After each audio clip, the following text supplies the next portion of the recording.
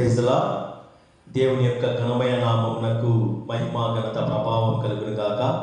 మీకు అందరికీ దేవాది దేవుని యొక్క ఘనమైన నామమును బట్టి మీకు శుభాకాంక్షలు తెలియజేస్తున్నాను.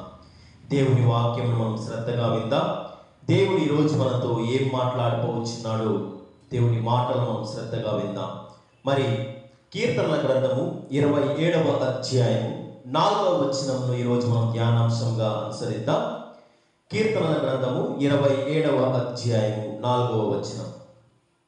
యెహోవా యొద్ద ఒక వరము అడిగితిని, దానిని నేను వెదకుచున్నాను.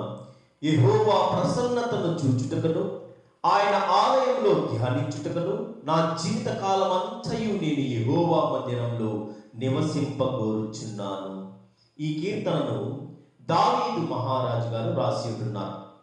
మరి దావీదు ఉమ్మడి ఇశ్రాయేలు దేశమునకు 2వ రాజుగా 40 సంవత్సరాల పాటు ఆయన రాజ్యాన్ని పరిపాలించి ఉంటున్నాడు. మరి గొర్రెల తొట్టిలో నుంచి లేపుకున్నటువంటి దావీదు దేవుని చేత అత్యధికంగా హెచ్చింపబడి మరి ఇశ్రాయేలు పైకి వచ్చినటువంటి ఫిలిస్తీయుల పైన గొల్యాతు పైన దేవుడు దావీదుకు గొప్ప విజయాన్ని ప్రసాదించి మరి సౌలు చేత ద్వేషింపబడి 13 సంవత్సరాల పాటు ఆయన అరణ్యంలో తిరిగినాడు. మరి సౌలు మరణం తర్వాత ఇశ్రాయేల్ అందరూ యూదులందరూ కలిసి నీవు మాపై రాజుగా ఉండవలసిందిగా ఆయన కోరినప్పుడు దావీదు ఆయన తన 30వ సంవత్సరంలో ఇశ్రాయేల్ రాజ్యానికి రాజు అయినాడు. 2వ రాజుగా ఆయన మహారాజుగా ఉంటున్నాడు. 40 సంవత్సరాల పాటు ఇశ్రాయేల్ దేశాన్ని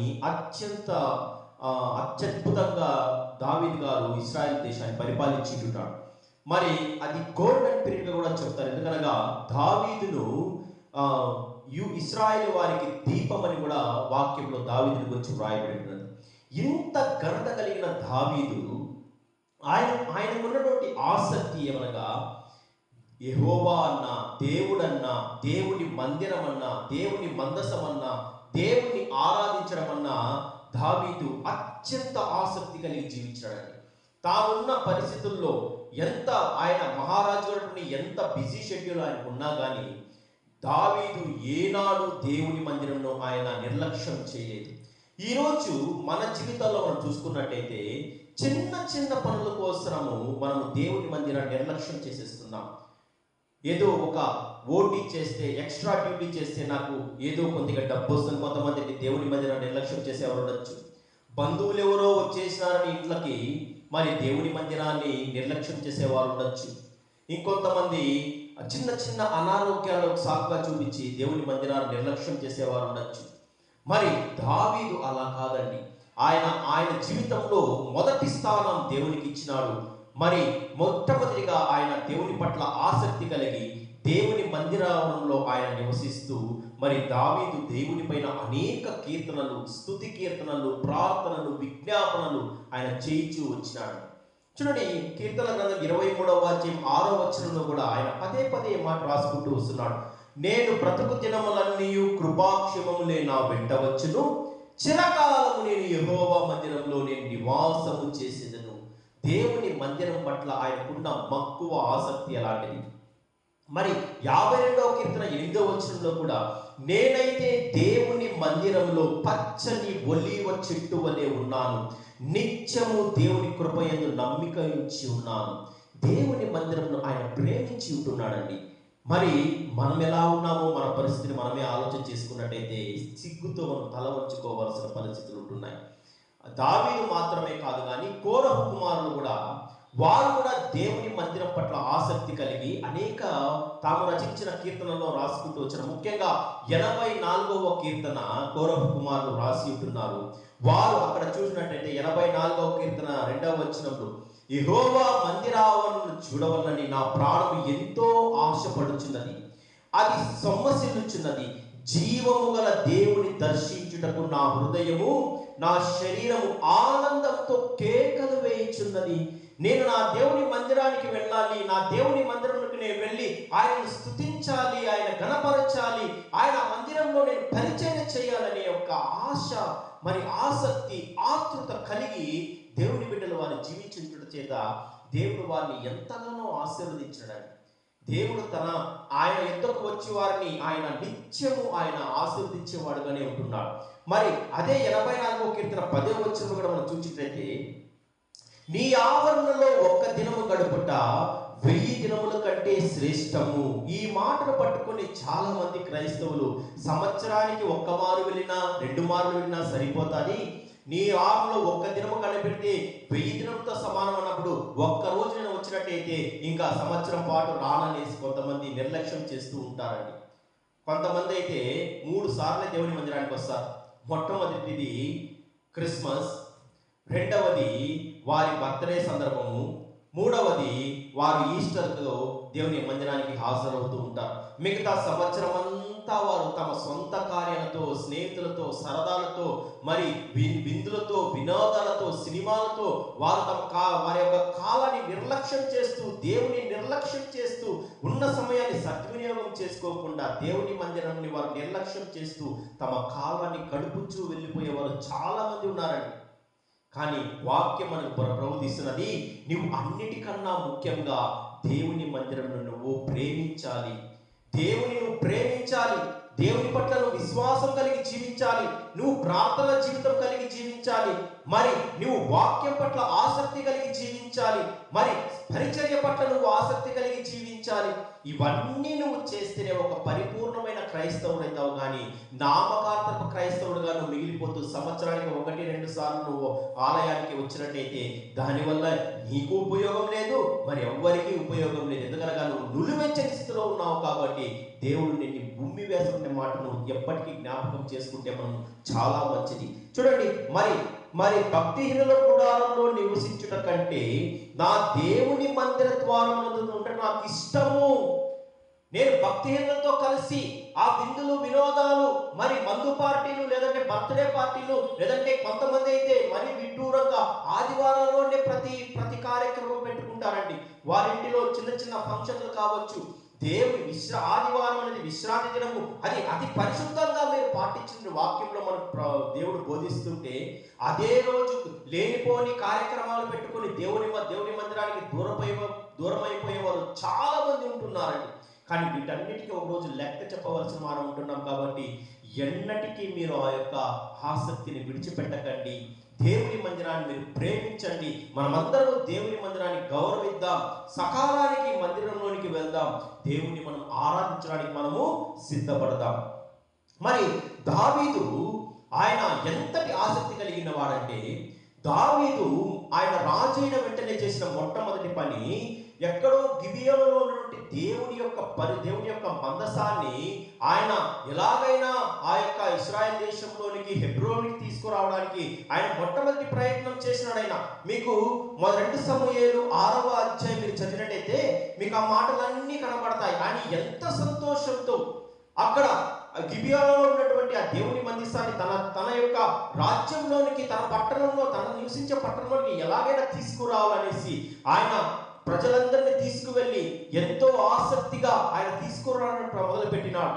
మరి వచ్చిన సమయంలో మొదటిసారిగా ఒక చిన్న ఆపత్తు జరిగింది. ఎందుకనగా ఉజ్జా అనే వ్యక్తి, ఆ పెరేచ్ అనే ప్రాంతంలో ఉజ్జా అనే వ్యక్తి దేవుని మందస్సము ఆ యొక్క ఎద్దుల బండి తప్పినప్పుడు ఆ మందస్సం పడిపోవచ్చుండగా అతడు దాన్ని తాకిన వెంటనే ఉజ్జా అక్కడికక్కడే దేవుని కోపం అతని మీద రగులుకొని మొత్తపడి అక్కడికక్కడికే చనిపోయినాడు. ఎందుకనగా దేవుని మందసము లేవీయుల చేత మోయబడాలి. మరి గుర్రాలపైన, ఎడ్ల బండ్లపైన, లేదంటే రథాలపైన తీసుకుని వచ్చేటివి కాదు. మనము లేవీయులు వాటిని మందసాన్ని మోయవలసిందిగా దేవుడు కట్టడ నిర్మించున్నాడు. మరి ఆ యొక్క మందసాన్ని కొద్ది రోజుల పాటు ఒబేదెదోము అనే వ్యక్తి ఇంట్లో దావీదు అక్కడ దాన్ని భద్రపరిచి తన రాజ్యానికి వచ్చేసినాడు. మీరు దేవుని మందస్సము ఎప్పుడైతే ఒబేదెదోము ఇంటిలో ఉండడం వల్ల ఒబేదెదోము ఇంటి వారిని అతని కలిగినంతటిని దేవుడు ఆశీర్వదించడం మొదలుపెట్టినాడండి. ఆయన ఆశీర్వదించడం మొదలుపెట్టిన తర్వాత దావీదు మరలా వాటిని దేవుని మందసాన్ని తన యొక్క పట్టణంలో తీసుకురావడానికి ఈసారి ఆయన లేవీయులను తీసుకువెళ్ళి లేవీయుల చేత మందసాన్ని మోయిస్తూ ఆయన ఒక్కొక్క అడుగు ఒక్కొక్క బలి పశువుని ఇచ్చుకుంటూ మరి అత్యంత ఘనతతో ఆయన తన రాజ్యంలోనికి ఆ యొక్క మందసాన్ని, దేవుని పరిశుద్ధ మందసాన్ని తీసుకురావడం చూడడం ఆ సందర్భంలో దావీదు తన్ను తాను మైమరిచిపోయి మందసం ఎదుట నాట్యమాడుచు గంతులు వేయచ్చు ఎపోదును ధరించి దావీదు తన రాజు ఆయన మహారాజు అనే విషయాన్ని ఆయన మరిచిపోయి దేవుని తన్మయత్వంతో ఆనందంతో ఉత్సాహంతో ఆయన గంతులు వేస్తూ స్తుతిస్తూ ఆయన తన రాజ్యంలోనికి ఆ యొక్క మందసాన్ని తీసుకొని వచ్చాడు. చూడండి 2 సమూయేలు గ్రంథము మరి 6వ అధ్యాయము 13 నుంచి 16 వచనాలు మనం చదివినట్లయితే, ఎట్లనగా యెహోవా మందస్సును మోయువారు 6 అడుగులు సాగగా ఎద్దు ఒకటియు క్రొవ్విన దూడ ఒకటియు వధింపబడెను. దావీదు నారతో నేయబడిన ఎఫోదును ధరించిన వాడై శక్తి కొలది యెహోవా సన్నిధిని నాట్యమాడుచుండెను. ఈలాగున దావీదు ఇశ్రాయేలులందరూ ఆర్భాటముతోనూ బాకానాదములతోనూ యెహోవా మందస్సును తీసుకొని వచ్చిరి. యెహోవా మందస్సము పురమునకు రాగా సౌలు కుమార్తెయగు మీకాలు కిటికీలో నుండి చూచి యెహోవా సన్నిధిని గంతులు వేయించు నాట్యమాడుచున్న దావీదును కనుగొని అతని మనస్సులో అతనిని హీనపరిచినట్టుగా మనం చూస్తున్నామండి. దావీదు తన మహారాజు అనే విషయాన్ని ఆయన మర్చిపోయి దేవుని మందసాన్ని ఆయన తీసుకుని వస్తుంటే ఎఫోదును ధరించి గంతులు వేస్తూ నాట్యమాడుచు ఎంతో సంతోషంతో ఆయన ఆ యొక్క మందసాన్ని తీసుకుని వచ్చింటున్నాడండి. దావీదు మహారాజు అయినప్పుడు కూడా ఇంత సంతోషించలేదు, కానీ ఆ యొక్క దేవుని మందసమును తీసుకువచ్చినప్పుడు ఆయన అంత సంతోషంతో ఆయన గంతులు వేయడం జరిగిందండి. మరి అంత మాత్రమే కాకుండా దావీదు నేను దేవదారు పలకలతో నిర్మించబడిన ఒక మహా ప్యాలెస్ లో నేను ఉంటున్నాను, నా యొక్క దేవుని యొక్క మందసము గుడారాల్లో ఉంటున్నదే అని ఆయన బాధపడ్డాడండి. మరి ఎలాగైనా దేవుని కొరకు ఒక గొప్ప మందిరాన్ని నిర్మించాలనుకున్నాడండి దావీదు. కాకపోతే దావీదుతో దేవుడు అంటున్నాడు, నీ చేతులు రక్తంతో ఒలికి ఉంటుంది కాబట్టి నీవు కట్టడానికి వీలులేదు, కానీ నీ నడుమున పుట్టిన ఆ యొక్క కుమారుడు సొలొమోను చేత నేను ఆ యొక్క పరిశుద్ధ మందిరమును కట్టించబోచున్నాను అని దావీదుతో చెప్పినప్పుడు దావీదు ఎంతగానో నేనెంతటి వాడు, నా కుటుంబం ఎంతటి వాడిని, నన్ను దేవుడు ఆశీర్వదించిన విధులను బట్టి, దేవుడు నన్ను ఎన్నుకున్న విధులను బట్టి ఎంతో దావీదు సంతోషించినట్టుగా మనం వాక్యంలో చూస్తున్నామండి. చూడండి, 1 దినవృత్తాంతములు 28వ అధ్యాయం 3వ వచనం చూసినట్లయితే, అయితే నీవు యుద్ధమును జరిగించి రక్తము ఒలికించిన వాడు గనుక నీవు నా నామమునకు మందిరం కట్టించకూడదని దేవుడు నాకు ఆజ్ఞ ఇచ్చెను. నేను నీ కుమారుడైన సొలొమోను అతని కుమారునిగా ఏర్పరచుకొని ఉన్నాను. నేను అతనికి తండ్రి అయ్యును, అతడు నా మందిరమును కట్టించును అనే మాటను మనం చూస్తున్నాం. మరి 1 దినవృత్తాంతములు 28వ అధ్యాయము 9-10 వచనాల్లో కూడా దావీదు తన కుమారుడైన సొలొమోను పిలిచి ఈ బాధ్యతను ఆయనకు అప్పగిస్తున్నాడు. ఇదిగో నేను నీకు అప్పగించిన బాధ్యత, నీవు దేవుని మందిరమును కట్టించాలి, నీవు యెహోవాని నీ మనపూర్వకంగా అనుసరించాలి, నీవు ఆయనని విసర్జించినట్టే నువ్వు శపింపబడదు, నీవు అతన్ని అనుసరించినట్టయితే దేవుడు నిన్ను అన్ని విధాలుగా ఆశీర్వదిస్తాడని ఆయన దావీదు తన కుమారుతో చెప్తున్నాడు. 1 దినవృత్తాంతముల గ్రంథం 28వ అధ్యాయం 9-10 వచనాలు చూసినట్టయితే, సొలొమోనా నా కుమారుడా, నీ తండ్రి యొక్క దేవుడైన యెహోవా అందరి హృదయములను పరిశోధించువాడును, ఆలోచనలన్నింటినీ సంకల్పములన్నింటినీ ఎరిగిన వాడునై ఉంటున్నాడు.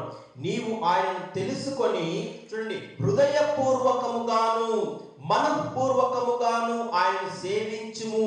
ఆయనను వెదకినెడల ఆయన నీకు ప్రత్యక్షమగును.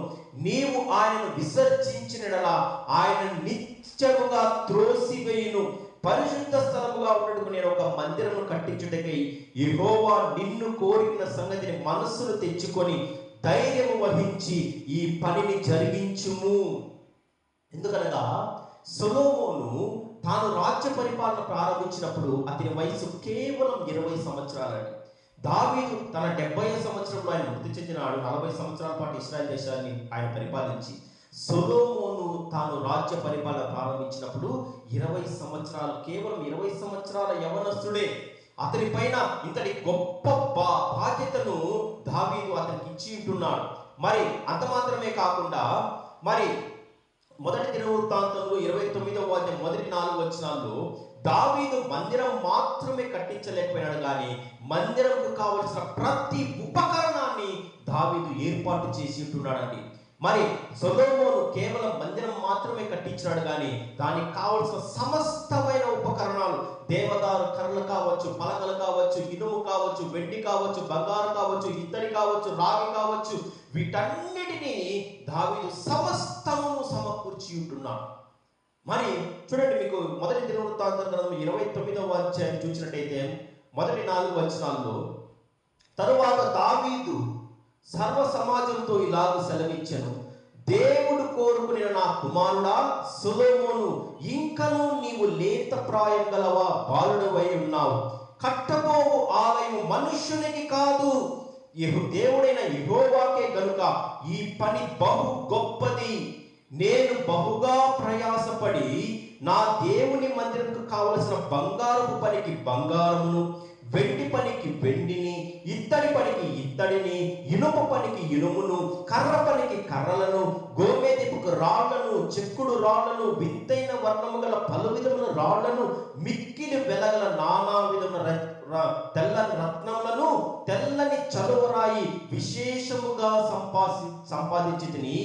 ఇవి కాకుండా దావీదు తన స్వయార్జితము, తన స్వంత నిధిలో నుండి దేవుని యొక్క మందిరం కొరకు 6,000 శ్రేష్టమైన 6,000 మనుగుల శ్రేష్టమైన ఓఫీరు బంగారమును ఆయన సిద్ధపరిచినాడు. మరి దేవుని మందిరానికి ఇచ్చి ఉంటున్నాడు. 6,000 మనుగుల బంగారం అంటే ఒక్క మనుగు 40 కిలోలతో సమానం. బాగా ఆలోచించండి, ఒక్క మనుగు అనగా 40 కిలోలతో సమానము. 6,000 మనుగులంటే 2,40,000 కేజీల బంగారాన్ని దావీదు దేవుని యొక్క మందిరం కొరకు ఇచ్చింటున్నాడు.